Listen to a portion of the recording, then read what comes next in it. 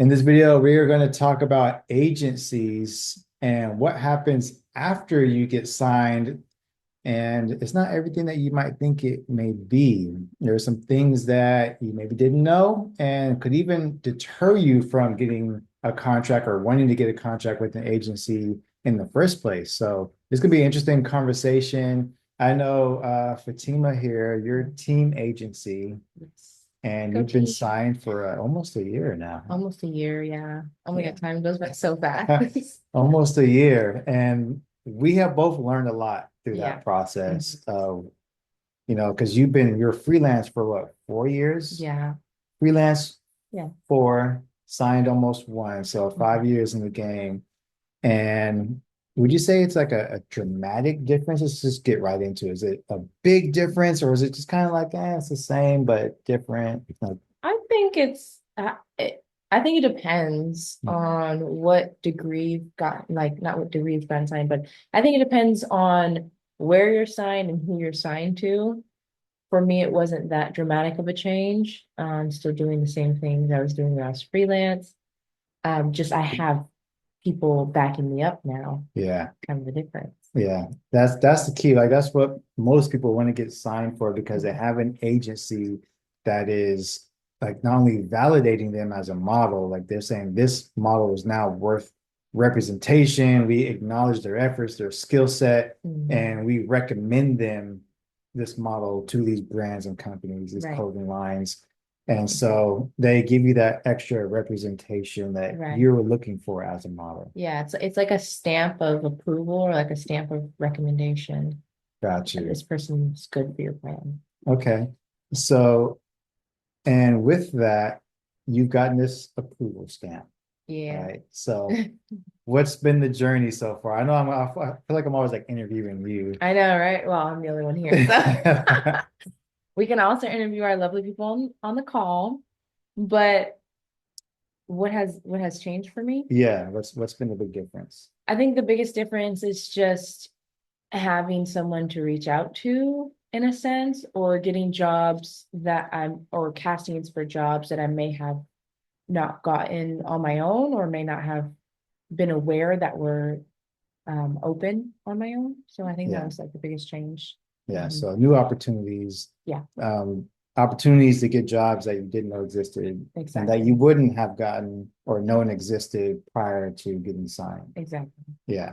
So, on your journey, if you are looking to get signed to an agency, some of you are still brand new. You're like day one and just trying to figure it out, or you've been in the industry maybe 2, 3 years and you're just like, okay, now it's time for me to take it serious. I've been Mhm. applying to agencies, I'm trying to get signed. Maybe you're hearing back, maybe you're not. And we've done other calls about the process of getting signed and what you should do to heighten your chances of getting that contract back and even how you prepare for the model interview from the agency. That's a whole nother conversation. We've talked about these in other videos. You can check those out. But today we're going to talk about so after the contract, Mhm. so you've already gone through the process, you've applied, you've got the interview, you aced that, you had to do your monologue, Mhm. which is not something very many models know. If you're so let's break down like what is a monologue. So we do the interview. Mhm. It's on Zoom, Mhm. and the agency is now asking you questions, and they request for you to do a monologue. Right. Right? So what is a monologue? It's essentially like a short. I think it could be long, lengthy or short, but it's just a moment in time of you speaking, and it could be a you taking on a character from a movie or a book or anything like that. Or it could be something you've made up yourself, but it's just essentially you acting out this character by saying these specific lines. Okay, Yeah. yeah. And what did you do? I searched the web so hard for like monologue examples, and it was kind of difficult because a lot of it was, oh yeah, this famous monologue from this movie, like Zendaya from Euphoria or something like that. And I was like, okay, cool, but I can't remember all of that. I'm going to fumble on my lines. Because the monologue had to be 30 seconds. It was 30 seconds, yeah, Okay. which is not too long of a time, but still, it's like you're nervous, you're in an interview setting, you're sweating, you're trying to remember these lines, and on top of that, you're trying to deliver the lines. So it just didn't feel natural to me. I feel like like they could tell I was acting, and part of acting is being able to do it without Without them knowing that you're without your acting. Like, knowing. yeah, Right, we've all exactly. watched movies I where we're gotta stop like, looking at you when I'm talking. we're like watching movies and you're like, bro, this movie is so bad because you can tell they're You can acting. tell they're acting right. It's so Exactly. fake. Yeah. So for me in that moment, I was like, this is not for me. I had lines too from a movie. Mhm. I believe it was Euphoria too, like Zendaya, one of Zendaya's Okay. I like that major show. emotional lines. Yeah. Yeah. And I had them in front of me. I was practicing, I was going over, and like 30 minutes before the call, I was like, I can't do this. Mhm. And so I pulled out a poem from my phone because I write a poetry in my phone. It's Okay. very private, but I write poetry in my phone. I just pulled out a poem and I was like, I'm just going to do this. And I'm going to deliver it in a way that I know I can portray a specific emotion because I wrote this and it's very natural to me. And it actually worked out very well. I was crying, but the poem I was reading or I was speaking was sad in a sense. So it really Okay. Yeah. sold it. And Yeah. I was like, yeah, So they wanted you to be able to deliver emotion yeah, and you did that. yeah. And then so they didn't tell you right away, okay, great, we're gonna sign you like on the spot. They're like, okay, let's make a decision. And then they sent you an email to Yeah. let you know, Or they like, were like, they asked me, they were like, are you about to cry? And my eyes were watering. Are you about to cry? Like, that was great. Like, that was very emotional. I was like, yeah, but I'm about to cry because I'm nervous. She was like, really? I couldn't tell. So, yeah, it was sort of one of those exchanges. And then they emailed me afterwards, right? okay, yeah, so that's pretty standard of Hmm. how it goes. You go through the interview process, you have to do your monologue, you ask you a few questions, you get a chance to ask them questions. Hmm. Then they let you know, like, okay, great, we've had enough. Do you have any more questions for us? And then they close out the interview. Hmm. And then they reach out to you within a few days or so, letting you know, yes, we'd like to move forward, or no, we would not like to move forward. Exactly. And Okay. not all agencies require monologues for their interviews. I think that's specifically for talent agencies. Got you. Mhm. Okay, so you may or may not have to do a monologue, but it's best to have one just to be a little extra prepared. Mhm. And we'll maybe do another training like this specifically on model interviews and monologues. We've done it in the past, we haven't done it in a while. Yeah. And we'll give people a chance to unmute themselves and we'll act like we're the agency and interview you and then give you some feedback to help you prepare for that moment. Mhm. Now, let me know in the chat if you think that would be helpful. Yes or no in the chat if you would like to participate where we unmute you on a live call like this and act as though we are the agency to give you some practice for interviewing. You let me know yes or no in the chat. And while you guys are filling that in, I've actually come up with 5 reasons Mhm. why or what models should know after they get signed what's going to happen. So Okay. 5 things models should know after they get signed. Yeah, 5 things models should know that's going to happen after you get signed to an agency or should know, right? So number one I have here is that you are not a priority, which is kind of can be like a shock to the face, right? You're not the priority. Like, yeah, you just got signed to this contract, but we have all these other models that we've had on our roster for a year, 2 years that are booking jobs that are getting paid already. And maybe some of our top models are very consistent. So we actually prioritize these models because they're booking jobs. That means they're making money. That means we're making money, the agency. So you, as a new model, are not at the top of the list just because you're a fresh face. Mhm. We will provide you opportunities, but you're not number one to us. Mhm. And that can be kind of a shock, right? Like you're thinking that you're going to get signed. All of a sudden, you're getting famous, you're getting big jobs, you're making thousands of dollars, and that may not always be the case. Mhm. Was that your expectation? Yeah, I mean, well, I wasn't like, oh yeah, I'm gonna be famous off the rip, but I did expect more, more energy as far as like job, here's a job, here's a job, here's a job. Mm. And it didn't roll that way. Yeah, so the jobs, right? So let me say what I wrote down here. Agencies have dozens, sometimes hundreds of models on their roster, hundreds of models. Mhm. So that, I mean, that could be another factor you want to decide if you want to sign with this agency or not, based on how many models they are currently working with, and trying to check to see what the percentage of those models are actually consistently working themselves. So you got to do a little bit of research, maybe ask questions as well. This is all prior to contract, of course. But their focus will be on them because they're currently booking jobs, and they're focusing on also those who really stand out amongst those hundreds of models that they're already working with. Mhm. So the impact on you is obviously that you don't actively, if you don't actively build relationships with your agent and stay on their mind and become a close friend as you can to your agent without, crossing any professional lines there, but you want to be on their mind. You want to be consistently reaching out to them, building your portfolio, doing what you need to do to become one of those models that stand out so that they think of you when jobs come up. Mhm. And I feel like you wouldn't necessarily like walk into an agency feeling like, okay, now I'm in this side. I suddenly still have to compete with other models that are on the roster. Yeah. Sometimes I just feel like I'm signed, so I made it, and there's no more competition. They're just going to give me jobs. But now, instead of competing with signed models and freelance models, you're competing with the models who are on the same roster as you.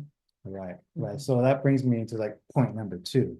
After you get signed, you still are submitting for jobs and waiting for an approval to hear back of whether or not you were selected for that specific Mhm. campaign. So Right. just because you were signed, they're not just pulling jobs and giving it directly to you necessarily. Sometimes that can happen because you just fit the mold of the casting to the T. And they're like, great, we got the perfect person for that. They're the only person on our roster that looks like this or has this description. Great, boom, and we send it to them. But even then, it's still kind of like you're not maybe the only one because so let's back up a bit.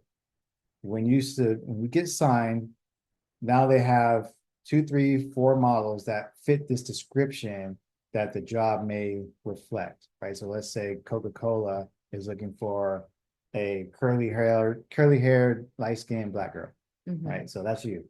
Mhm. And but the agency just so happens to have three, four girls that fit that description. Mhm. They're going to send that job to all four of them, and now you get a casting opportunity, and now you have to create a slate Mhm. to submit for that role Right. and wait for Coca-Cola to decide if they want you or any of the other four. Right. Exactly.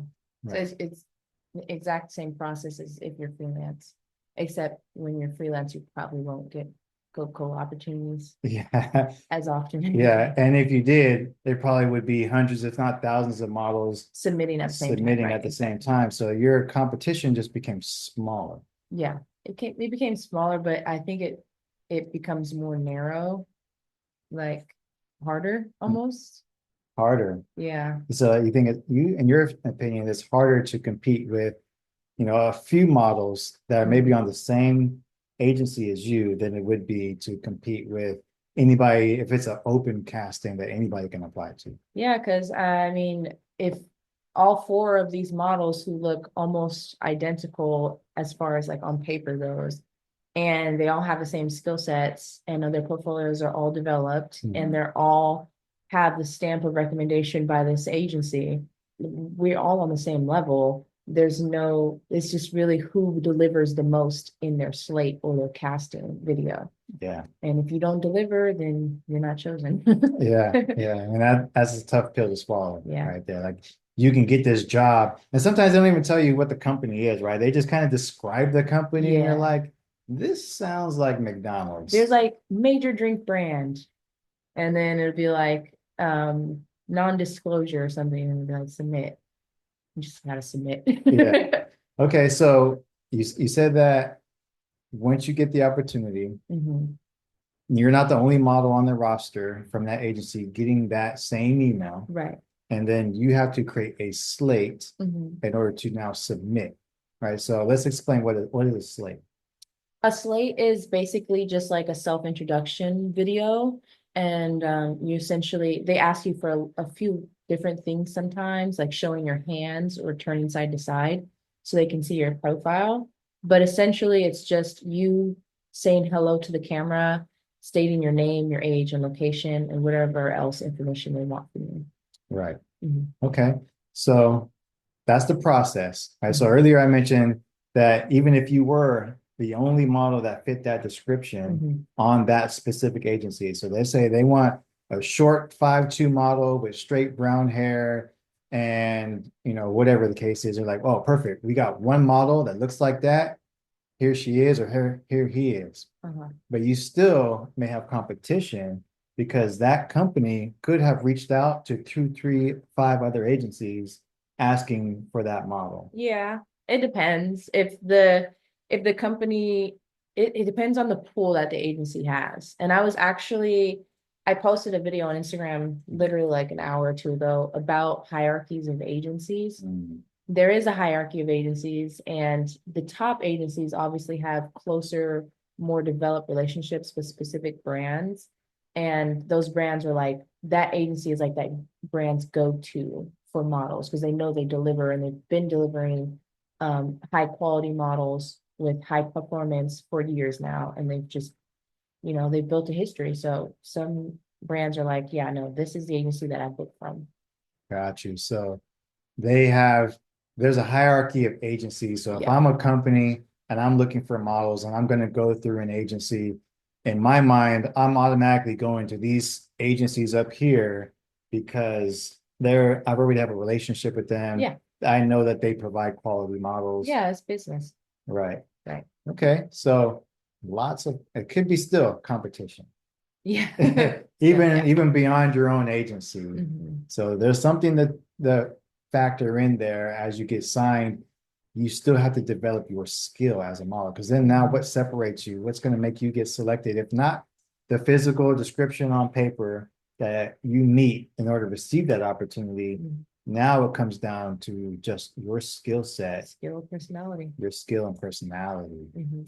That's deep. Exactly. That's deep. Yes, Mhm. wisdom. Competing with models from your agency is a possibility, and possibly models from other agencies. Right, exactly. Lewis says yes. Eric, yes. Kim, yes. So I would love that. They would like us to do another training Mhm. specifically on agency interviews. So we'll maybe do that in a few weeks. Next week, we actually plan on having a guest speaker who's currently in Southern California. She moved from Atlanta to LA. And before she was in Atlanta, I think she was in Michigan. So she's been all over the country. She's been exploring modeling from different parts.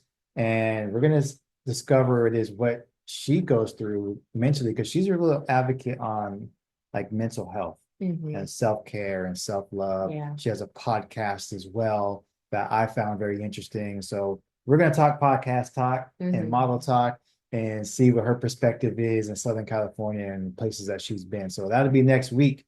All right, look out for that. All right, so another thing that you should know about after you get signed to an agency is that you still are required to make some investment monetarily. Like, Mhm. so there is like this, I would say this mindset that models have that now that I'm signed, or even before, not even signed at all, that everything should be free. I'm the model. You should give me the clothes. You should take my photos. You should put me in the show. You should fly me out. Hotel stay. Everything should be accommodated because I'm the model. You need me to be a part of your content. But that is entirely not true. So Yeah. I remember you got an opportunity. I know you didn't take this specific one, but you've actually had multiple opportunities that sent from your agency where they actually were requiring you to go to another city or state Yeah. in order to do that job. Yeah. Remind me if was travel included with that, or how did that payment situation work out? Every casting that I got so far that was for out of state work, the client included accommodations and pay or travel stipends. So yeah, I haven't had a casting where they're like, yeah, we don't cover travel, but you got to come to in Colorado or something. Like I haven't gotten one like that. Mm. Yeah, So so that's good. You've mhm. gotten maybe on more lucky side from that. Yeah. I've reached out to another model. I know she's actually in Thailand. Mhm. Her name is Kelly Mendoza. She has her own agency. She's, been around the world. She's worked in Mexico, Cape Town, New York, Florida, obviously Thailand as well. And she had a situation where it came up. This is very public information, by the way. She was announcing it, where an agency that was outside of the United States in Mhm. Cape Town hired her for a job in Egypt and for a reputable clothing line that actually was part of the Lion King brand Oh wow. that's called Ballman. Hmm. So the Lion King, that designer did a line specifically representing Lion King colors and those things. And the funny thing is that the same dress that she wore in the campaign Hmm. was worn by Beyonce on the Beyonce, red I've carpet, seen that. exact same dress. So So cool. yeah, that was really dope. But in that process of her doing that, she obviously got flown out to Egypt. I believe it was Egypt to capture those images. But yes, they gave her a stipend for the travel. But Mhm. sometimes if you don't want to stay specifically where they put you, or Mhm. you want to make your own travel arrangements, maybe you don't like the hotel that's at, you can make your own arrangement in that way. But the agency will not cover your travel. Mhm. And also, there's times where they'll say, yes, we'll give you this, we'll front the cost, but this actually occurs a debt to the Mhm. agency that you need to pay back. Mhm. Yeah. So that is something that you want to look out for when you're reading your contracts, when you are getting flown out or having travel and other accommodations applied to you, hotel stays. Is this something that the agency is wanting you to pay back, or is the company paying up front enough to make sure that all those things are taken care of from the jump? Yeah. So if you're accruing a debt to your agency, they're investing in you. They want to invest in you, and they'll pay for the things that you need, maybe a photographer, maybe a hotel stay, maybe a flight, but they're now expecting you to continue working, Mhm. to get booked more jobs so that they can get a return on their investment and make their money back. Opinion, thoughts. Yeah, it's just business. If they fly you out or if they pay for your accommodations, you obviously have to pay that back. And typically that's taken out of your the money that you make from your jobs. But I think it's case by case because I think a lot of the time clients would cover the stipend. Mhm. They'll be like, this is your rate for that day and that project, and then on the side, this is your travel stipend for the travel here to this location. But if that's not the case, then of course the agency, case by case And they would should cover be it. transparent about Mhm. that. There was a law that passed in New York recently called the Fashion Workers Act.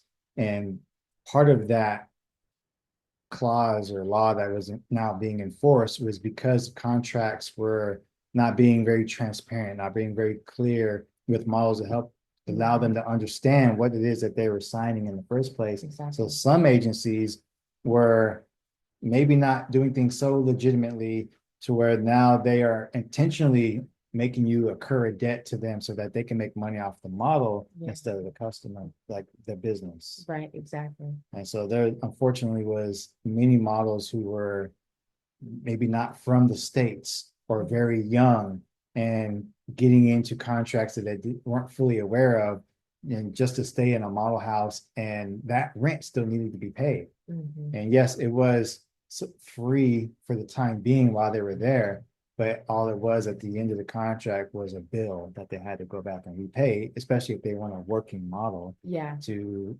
make that money back. It's some Mhm. kind of like a record label. Yeah. No, it's exactly like a record label. Yeah. Understandable, Eric says.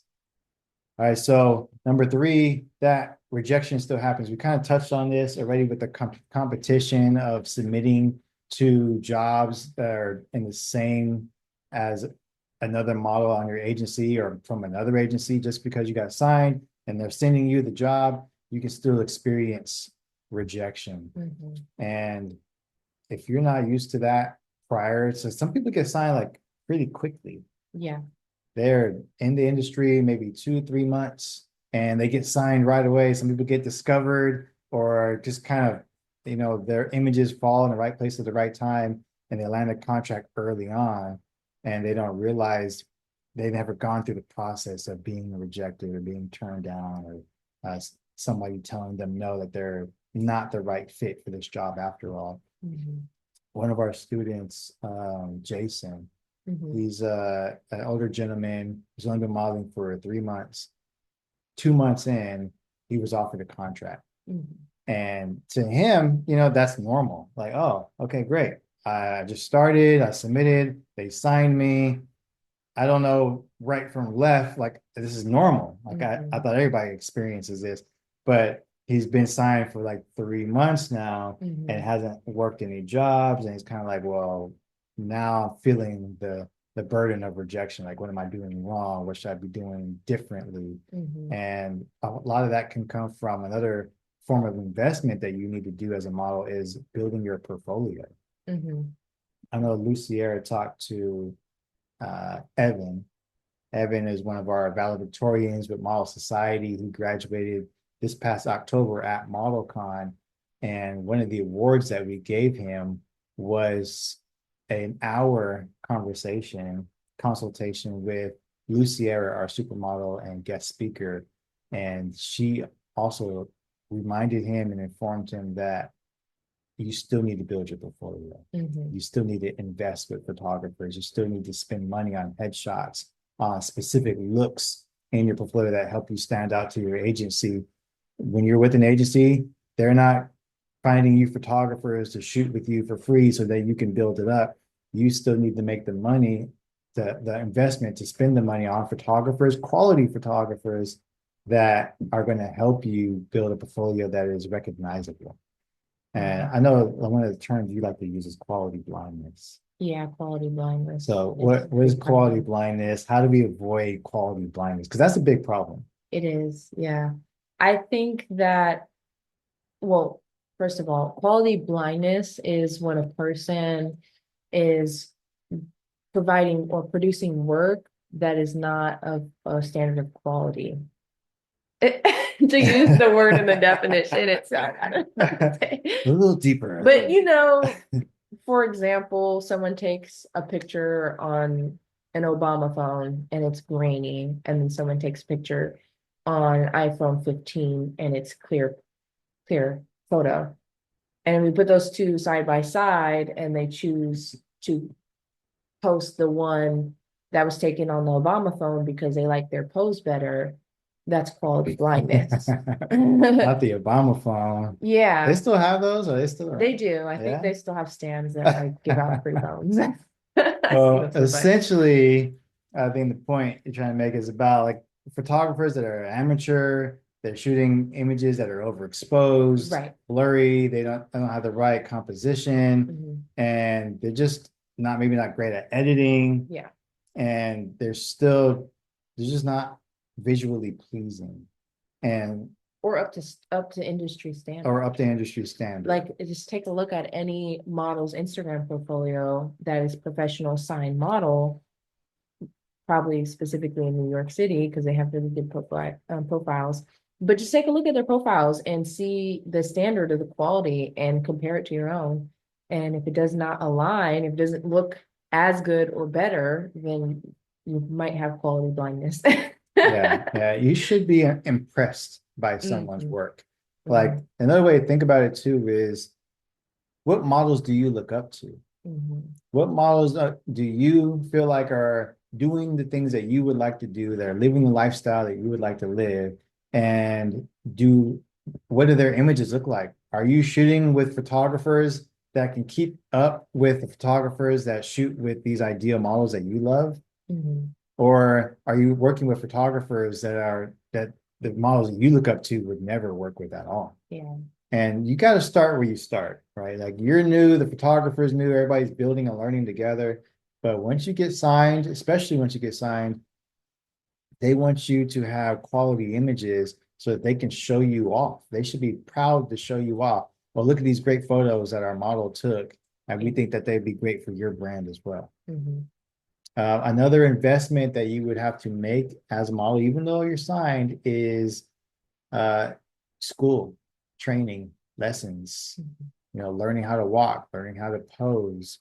And I'm not a fan of agencies that tell you, we'll sign you, but take these classes through us first, and they're X amount of They dollars. don't even say it like that though. They say like, we will decide on whether or not we want to sign you if you take these classes that we host. So it's not even a guarantee that you will be signed most times. It's just a quick money grab.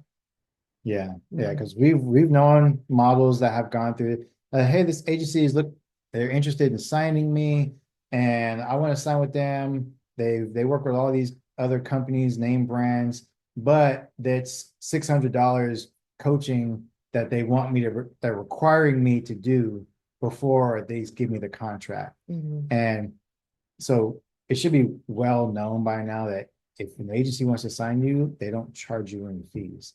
If they're charging you for a class and they're charging you for mentorship or lessons, that is a totally separate fee than charging you to be signed. Mhm. But a lot of agencies will kind of blend those words together and make it seem like, well, if you go through our course, if you go through our training and our lessons, then we'll sign you. And we have seen models, okay, great.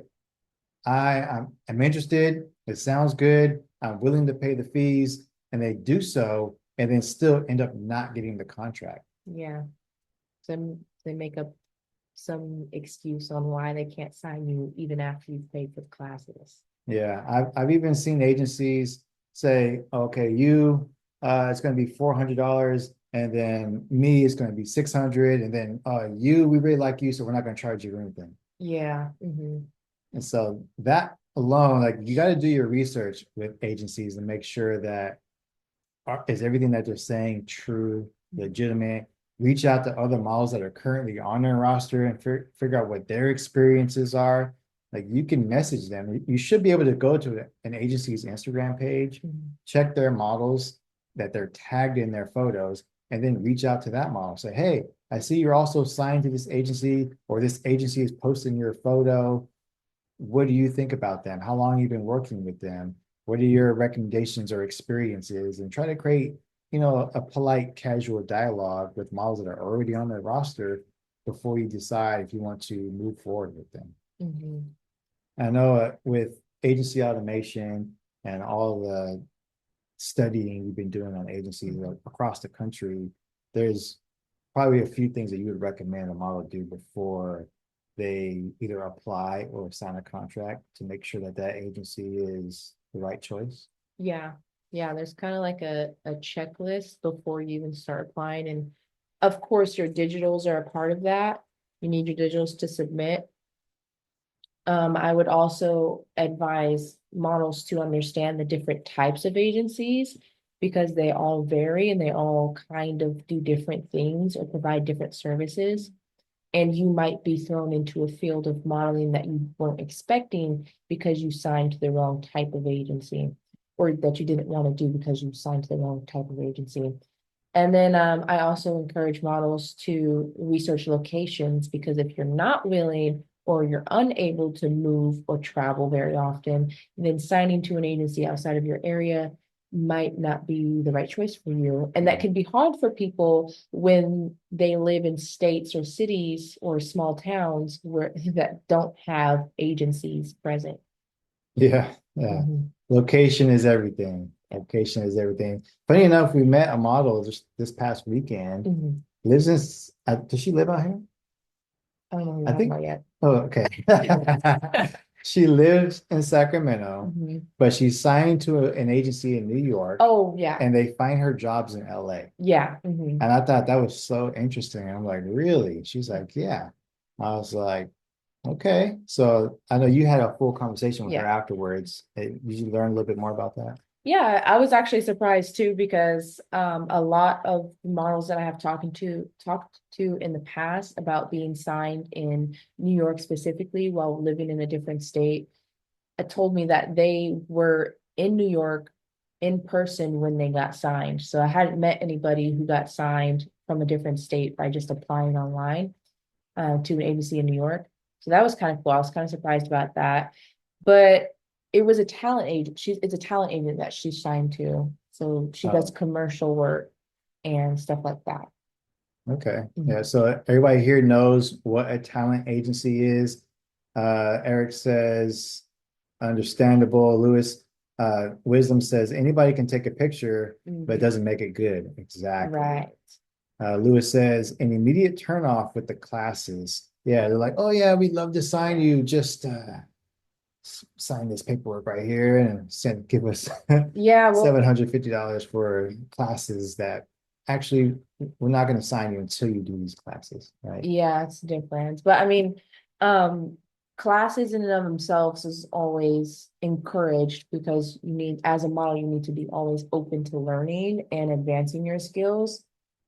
But when it becomes a requirement in order to be signed, that's when it's kind of like fishy or might be a quick money grab. Yeah. Yeah. Yeah. So I'm very pro taking classes. Hmm. Obviously, we have our own coaching program. It's 8 weeks long now, and we go through the whole process of learning how to walk, how to pose, how to understand agencies, contracts, social media, networking, mindset development. And so I'm very pro learning, Yeah. learning from experts, learning from people who actually know what they're talking about. But I'm not what I'm trying to get at here is we don't dangle the carrot of the promise Right. of go through our course and you will get signed. Or you will be a top model. Yeah. Yeah, you're going to become a supermodel if Yeah. you go through this, and because nobody can make those promises, Yeah. not even an agency. And Hmm. that's the thing too is agencies can't guarantee you work just Hmm. because they signed you.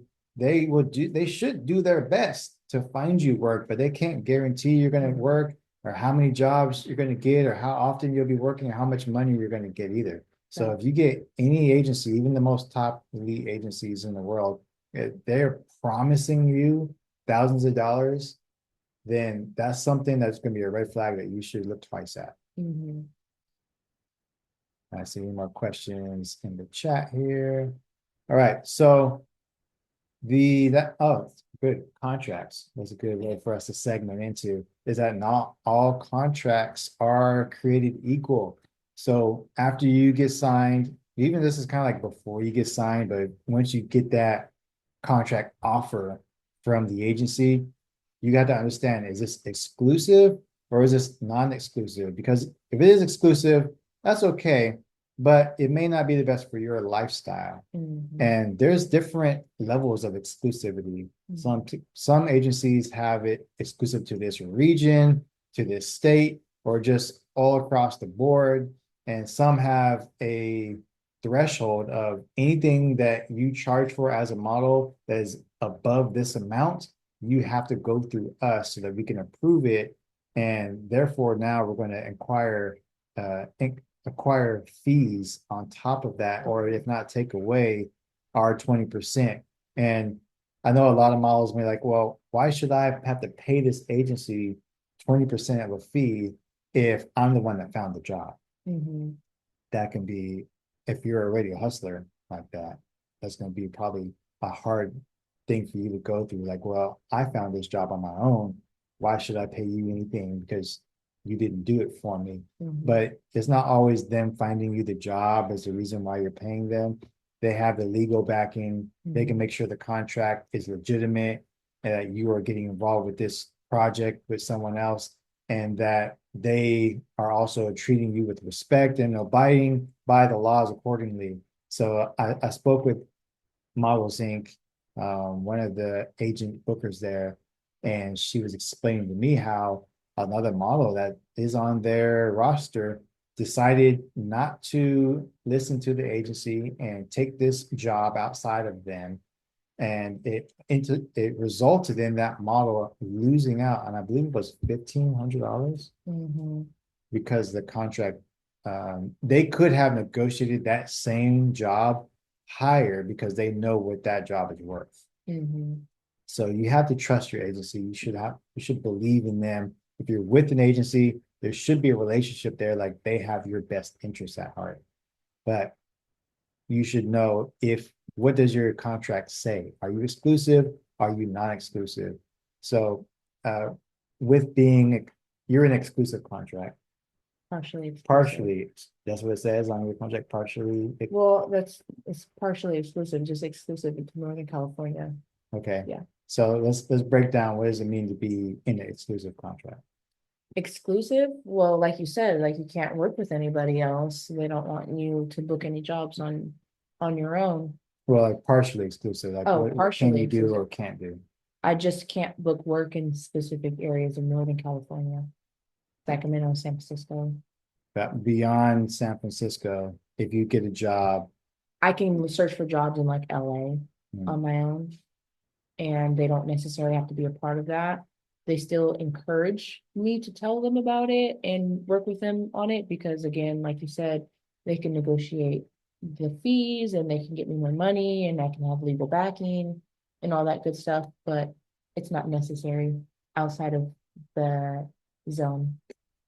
got it, got it. What do you guys think here on Zoom about being signed to an exclusive agency? Does that bother you? Or you're just all in, like just find me all the jobs you can and I'll take what I can get? Or do you want a little bit more freedom on your contracts to decide, hey, if it's less than this much money, I just want to do it on my own. I don't want to have to go through my agency.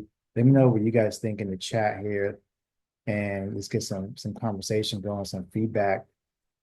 You are still required to market yourself as a model. And this kind of goes back into like being able to invest in your portfolio, but you want to stand out not only to your agency, but to other people in the industry.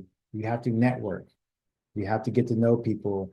And a lot of the jobs that you may get may not come directly through your agency, but someone that you've had a conversation with, someone that saw your image online, that saw your video, that you met at a fashion show. And because you bridged the gap and made those connections on your own, you are putting in the effort. You're not just sitting back and waiting, watching Netflix, hoping another casting call comes through before you decide to work. Like you still have to work yourself. Mhm. So I see the chat here. Lewis said he's 50-50 on it. Not sure if he wants to be exclusive or not. Brittany says exclusivity isn't always a bad thing.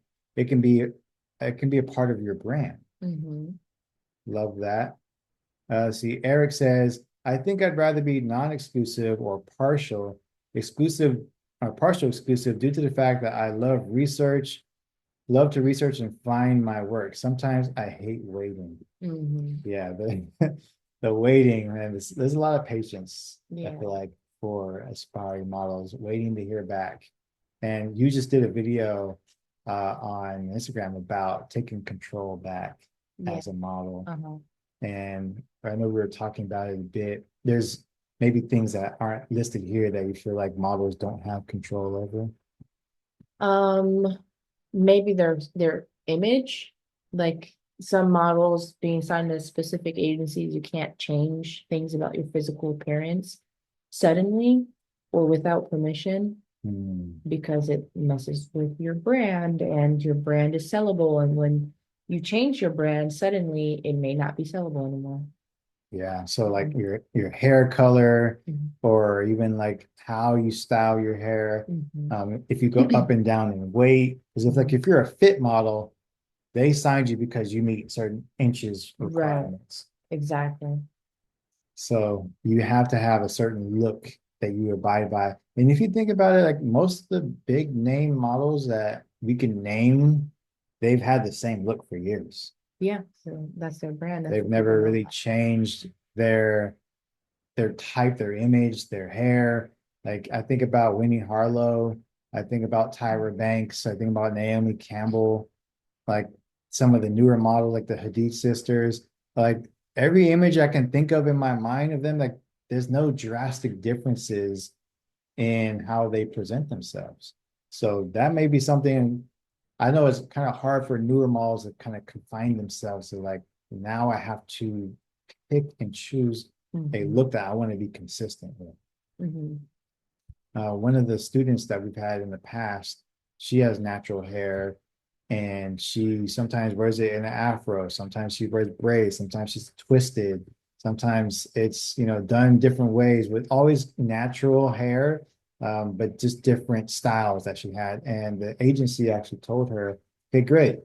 We love that you have natural hair. We love that you can change the texture and the look, but now we need you to invest in headshots for each style that you do, Mhm. so that if you have a different style, we can submit that to an agency or to a job or a gig or company that lets them know, like, oh yeah, we have somebody that has their hair like this, and here she is. So That's that's hard. that. So if you do change your hair a lot and the agency is cool with it, great. We love all those styles. Go ahead and do 7 different headshot looks for me. So that can be hard. That can be hard. Let me know if you guys have any questions about this. We've gone over a lot of things here that maybe you didn't know or required to have as you get signed to an agency that you didn't know before. We got the money symbol up here in the background because all of this is going to affect how much money you make, right? You want to be able to know these things so that you can get into the proper contracts so you can start getting paid jobs that maybe take away at least one of your jobs if you're working 2 jobs, or maybe working full time. Just honestly, making an extra $500 a month Mhm. has always been like life changing. Like that's a car note. Super That's helpful. groceries every month. Like you're Mhm. eating for free now. Mhm. Sometimes you get a job from an agency where it's $3,000 plus residuals, and you're Mhm. good for like 2 years. Like, bro, I just made like $30,000 off Mhm. of modeling. Kelly Mendoza said that her highest job, I think, was like $3,000 a month. Wow. She did a job with Caribbean cruise, Mhm. and it was just residual, just kept coming in, coming in, coming That's in crazy. for years, because they kept using her image. That's what you want when you get with the agency, and they now have this content, this photo, this commercial of you that they're just continuously going to put back out there. At the end of the year, that they're giving you, they take the rights to the image, and they're going to give you a usage fee. At the end of that year, they may decide, you know what, these campaigns, these advertisements have been working great. We're just going to renew this usage fee, and then now you continue doing that residual income. That's what we call mailbox money. And probably direct deposit, but the mailbox money sounds better. Wiz says, I don't think there's an agency that says after you're assigned to us, you can't be signed anywhere else. That would be nuts. The Um, residual jobs are what I'm looking for. You gonna say something about that? yeah, because Yeah. there are agencies that say that, and they can say that, especially if they're in the same area.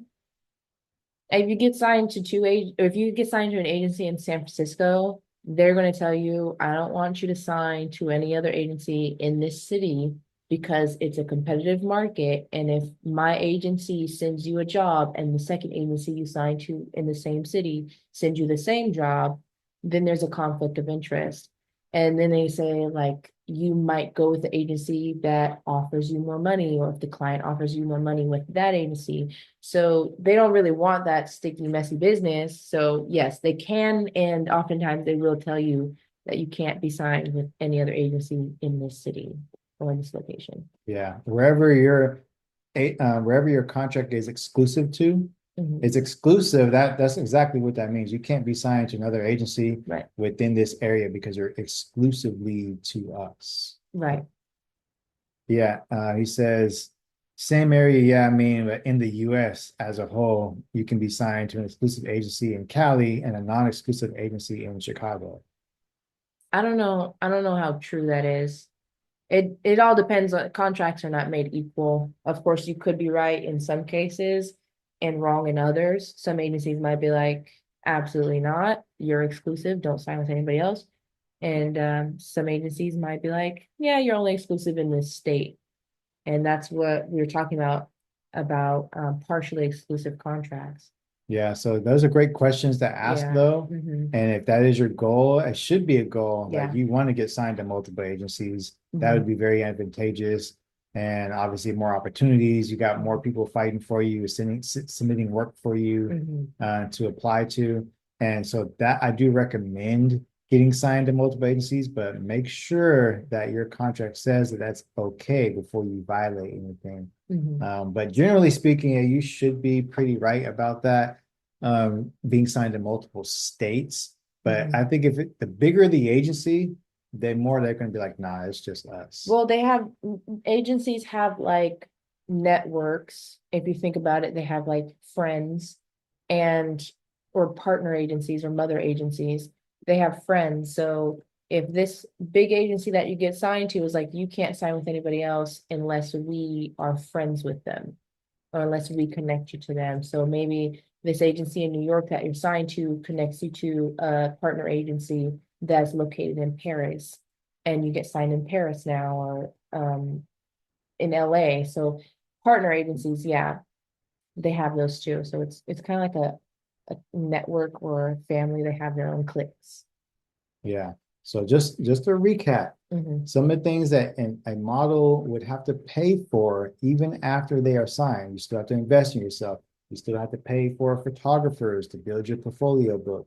You may have to pay for travel, flight, hotel, food. If you're going to like Paris Fashion Week or London Hmm. Fashion Week, and now you have to get your passport, like all those things are fees that you are now responsible for to make sure that you can get to the job in the first place. Sometimes, in Fatima's case, they've sent her opportunities to say, okay, great, the opportunity is here and there's a travel stipend. We're going to take care of that as well. But Hmm. you don't be surprised when you get jobs that are elsewhere or some level of driving distance at least. And that's just on you, Hmm. right? So there's website fees. Even legitimate agencies, they will charge you a fee, maybe even a couple $100 worth, so that they can put your photo on their website. Hmm. And that's not my favorite fee. I don't understand that one. I think that I don't like that at all. Like I'm on your agency. Why are you charging me to put my face on your website? Think of it like buying ad space. Yeah, I have a problem with that. Companies pay you to put their ad on your website as like a pop-up. Hmm. It's ad space basically. But yeah. Yeah, yeah, I could see that, but still, Another type of website fee would be like a third party that your right. agency uses to book you.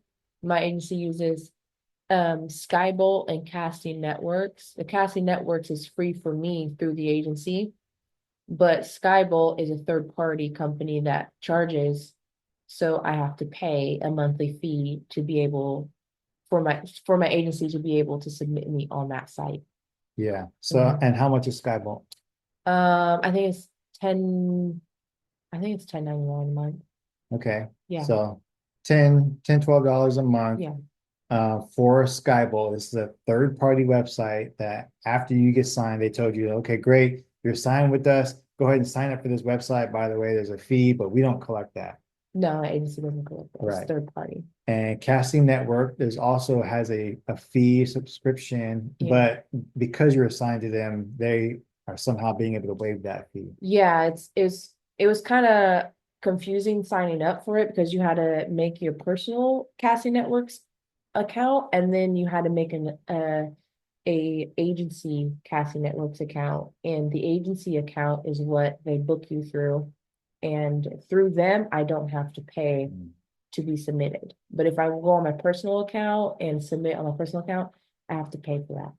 Got you. Hmm. Okay, so fees that you may be occurring to you as a model even after you're assigned. Another one is comp cards. Hmm. You have to invest in having your comp card designed, made, and even printed so that you have them available when you do go out to different Hmm. castings or bookings. And I know that there was an agency, I forget the name of them, and I actually recommended one of our past students not to sign with them because of this, but it was $400 for comp cards.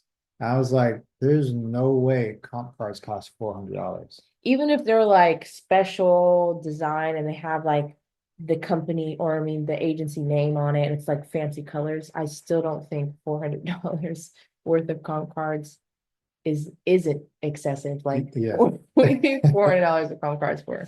And everything is pretty much digital nowadays, anyways. right. Yeah. So I don't know how relevant comp cards even are nowadays. I think they're still necessary upon request, but not so much that you need to print out 100 different copies of them and carry them around with you in your bag. Usually you can submit them online or email them or even text a photo of it Mhm. because they just want to see what you look like and understand what your measurements are. Right.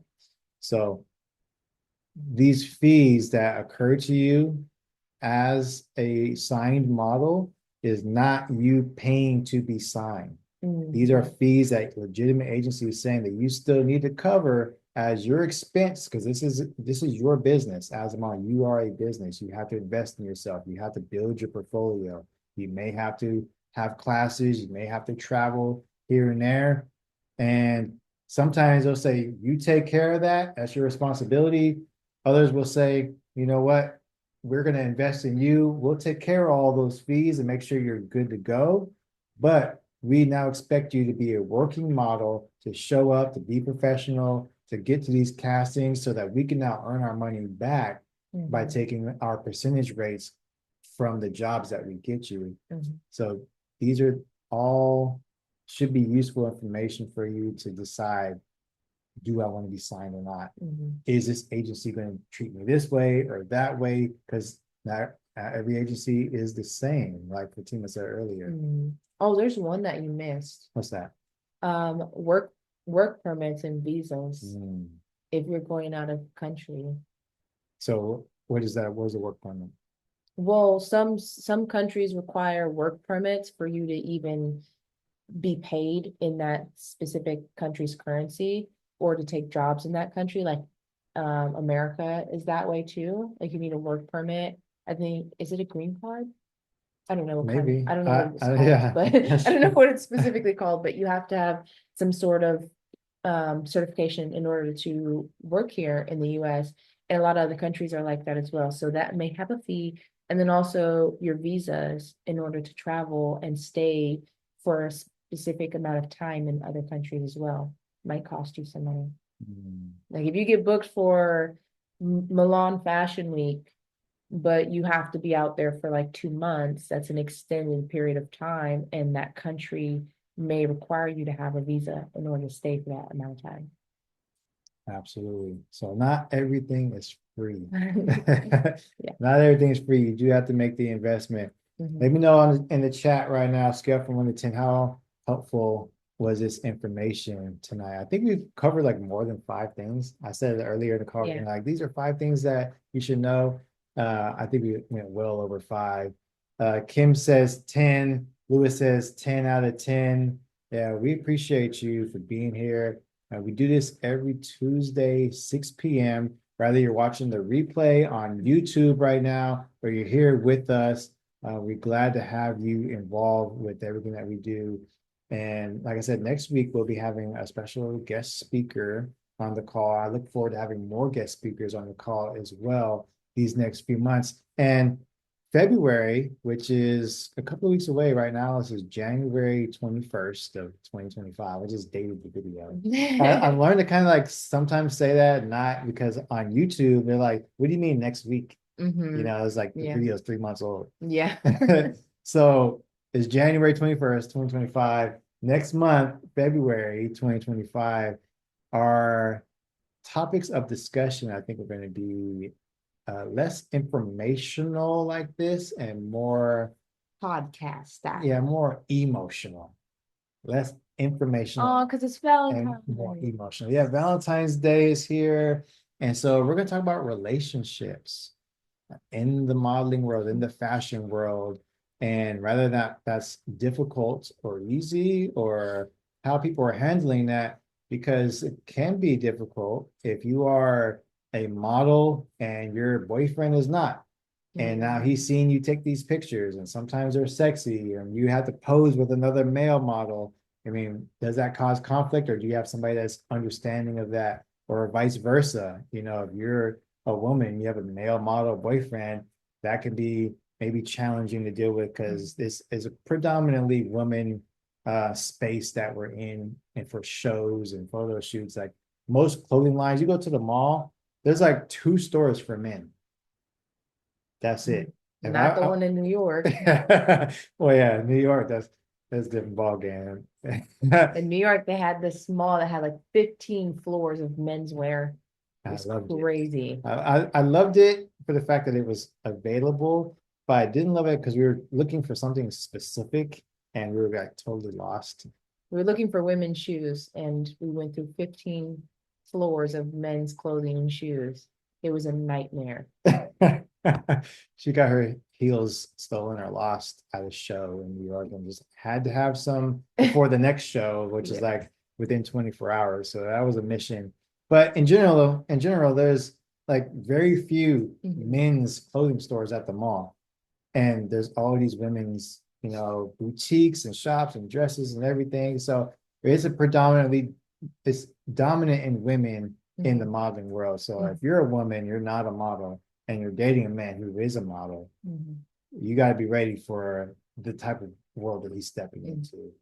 Not even just romantic relationships in the industry, family or friends too can be a difficult relationship to navigate when you're busy all the time, when you're flying away elsewhere and you got kids maybe or something of that nature. So yeah. Yeah. So we'll talk about um, personal relationships with your loved ones, or your significant other, your relationships with your friends and family, your relationships with yourself. Mm, That's going to be a big one. I feel like we're going to touch a lot about that actually next week with our guest speaker, mhm, Larissa. She's a podcast model. She's in LA, like I said earlier, and she talks a lot about self-love and understanding your value and your worth. And she ends all her podcasts with affirmations, okay. which I love. I do affirmations myself every day when I wake up. We write them down. And I know you've been journaling. Yes. So Mhm. we practice our own self-love. Hopefully you are too. So we'll pack all these things that come up emotionally for our models. And when it comes to love, when it comes to relationships, I hope that you can make it here. Any other questions before we leave out this live call? Any final thoughts that you would like to say to the people? I love you. What's your favorite affirmation? Um, my favorite affirmation, like right now or just in general. You have two? Yeah, because you always have like a current favorite and then like an overall favorite. Okay, well let's I do feel like let's do it's both. Let's it do never right now. has. Let's do the right now favorite. The right now favorite is, oh my God, did I forget it on the spot? Is Pressure. the work I do attracts attention in the form of sponsorships and collaborations from influential people. Oh my God, Ooh. that's a mouth. Oh, I like that one. I like that Yeah. one. Say it one more time. Okay.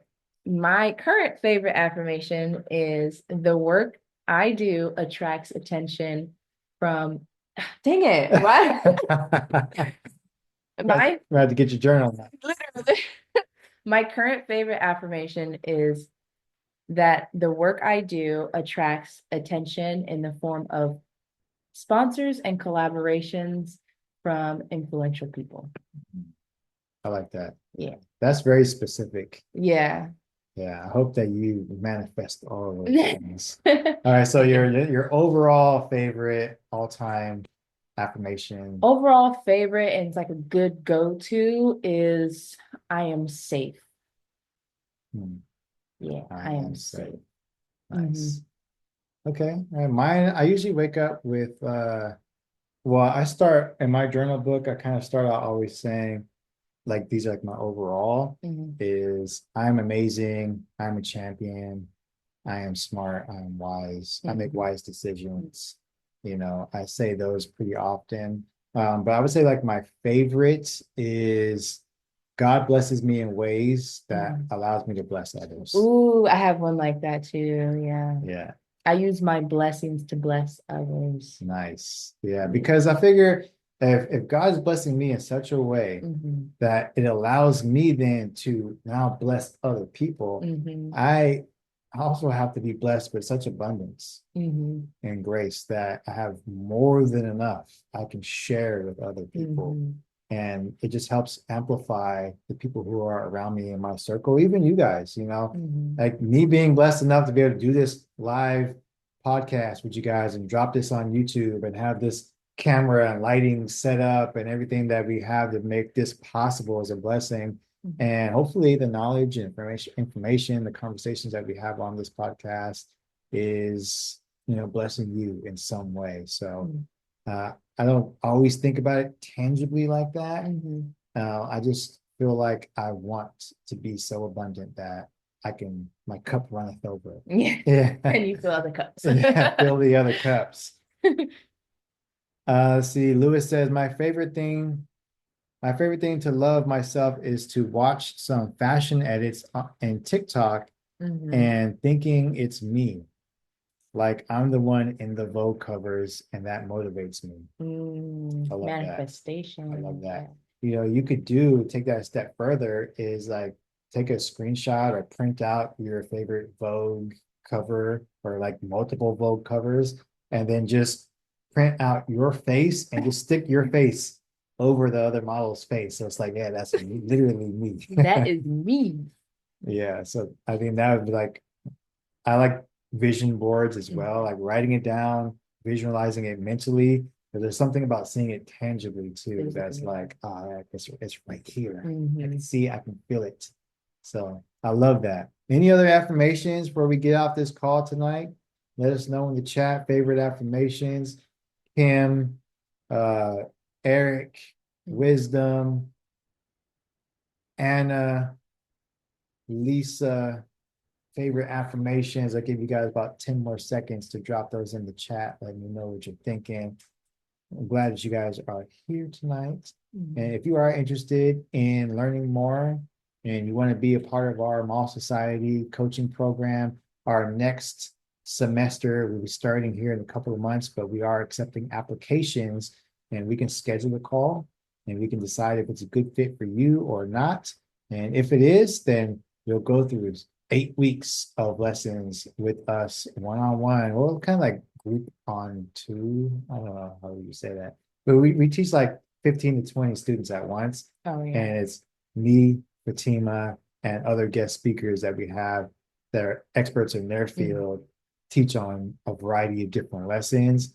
And then you'll be able to cross the stage at ModelCon as a graduate and earn your certificate of completion. So that's all leading up to that big special day. Kim says, I'm confident and I'm grateful. Mhm. Love that. Mhm. I'm confident and I'm grateful. I used to write I am confident a lot. I try to have a word for the year. Mhm. So my word, my phrase, I guess more so this year is self-control. Mhm. And I want to be able to have, I guess, more discipline in certain areas in my life. So that's kind of why I decided to do the no meat this month, Yeah. why I decided to do no alcohol this Mhm. month as well, first month of the year. And I'll slowly introduce them back. I never really it's not like I have a problem with drinking or eating meat, but it Mhm. was just a test for myself. Like, can I control myself from removing it entirely from my Mhm. diet? Mhm. And maybe next month I'll do another, like a challenge like that where I'll remove something. It doesn't have to be food. It could be an activity, Yeah. or it could be making myself go and do that. Could be like like the Working gym, out. going to the gym before the springtime comes back. Oh yeah, drop your Instagrams in the chat as well. You guys can follow each other. Thank you, Wisdom. Eric says it's um if one of my friends told me greatness over doubt. Keep Mhm. keep working toward my goals and never falter. That's Love that good. as well. Might have to like write some of these affirmations It's down. still Yeah, use these as well. All right, y'all. We appreciate you being here. We'll see you next week. If you're on Zoom, check the description below and you'll be able to sign up for our email list and get this link directly. So next time you can watch us live and interact with us. But until next time. You said if you're on Zoom. Oh, well, if you're on YouTube, check the description for the link so that you can join us on Zoom. Yes. Yeah. Okay. Good catch. All right. See y'all later. Bye.